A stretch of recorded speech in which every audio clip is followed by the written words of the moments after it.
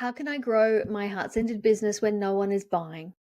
Hi, I'm Kat Stuffield, and today we're diving into a topic that I'm being asked a lot lately. We are going through some economic times that are a little bit different this year. We can't deny that. And I'm being asked time and again, how can I grow my business when nobody is buying? Now, the truth of it is, it doesn't matter what economic climate we are in, there are always people willing to buy. People will buy things that they need. They always will. So even though there are segments of the market right now that may not be as cash flow positive as they once were, there are still people out there with money to spend on the things that they need. Now, this is the key right now. We need to be selling what people need. They won't waste money on things that they want. They're prioritizing things that they need. So you need to make sure that the offers that you have are things that people actually need and speak to it in your marketing messaging in that way. It's going to solve a problem. It's going to provide a need. What people buy are things that are going to give them health, wealth, or happiness. Okay, those are still needs that people are fulfilling: health, wealth, or happiness. So if you can make their health better, they are going to buy that. If you can show them ways to improve their wealth and their success, they will buy that.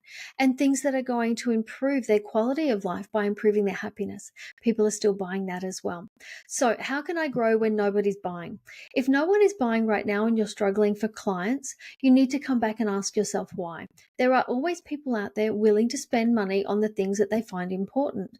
So when I look at entrepreneurs and we're diving into their businesses going, right, what's happening here? Why is no one buying? The first thing that I find that is wrong is the offers aren't right.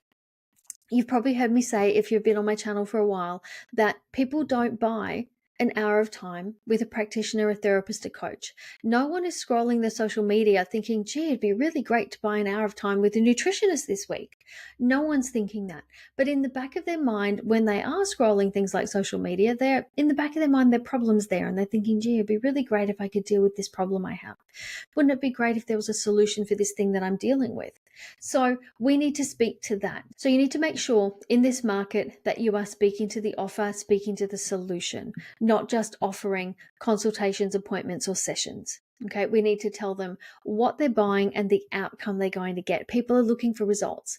They're not wasting money just to have a go, to have a try. They want to see results for what they're expending. So make sure that you are using results-driven messaging in your marketing so they know the outcome that they can expect. A great way to add to this as well is add social proof. Remember to use testimonials, case studies, client stories to back up the fact that you can get these results and that you've done it for other people and you can do it for them too. So in this market, when people aren't buying, come back and look at the offers that you're making, the way that you're marketing. What are you saying about your business? What are you saying about the offers that you have?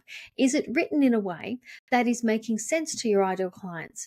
If it's not, you might want to adjust your message. And you can always jump onto my website at katstuffield.com and access my free training there. It's a 5-part video training and it's absolutely free. It's called Master Your Message. So jump on there and go through that. It will help you to find your message and get more results in these current times. The other thing that's interesting right now that I'm seeing people are buying more readily is one-to-one services that are in a package or a program. So people want some tailored advice. They want some specific help.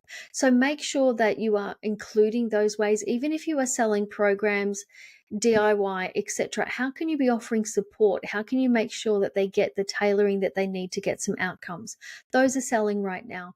So take some time to have a look at your business model. Look at the range of offers that you have. Sometimes when we are lacking for revenue in the business, it can actually be that we don't have enough to sell.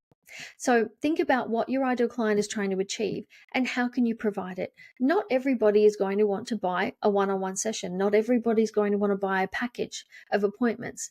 Some people are going to want to go it alone with the DIY. Some people might like it delivered in short video modules. Some people might like to be able to download a book.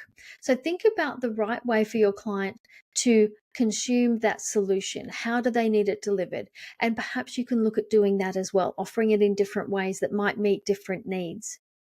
So in this current market, if you are struggling, please reach out, come and join my group, reach out and ask me some questions. So there's a few little tips for you there on how you can grow when no one is buying. And let's be really honest, there is always people who are buying. We just have to make sure we are selling what they want.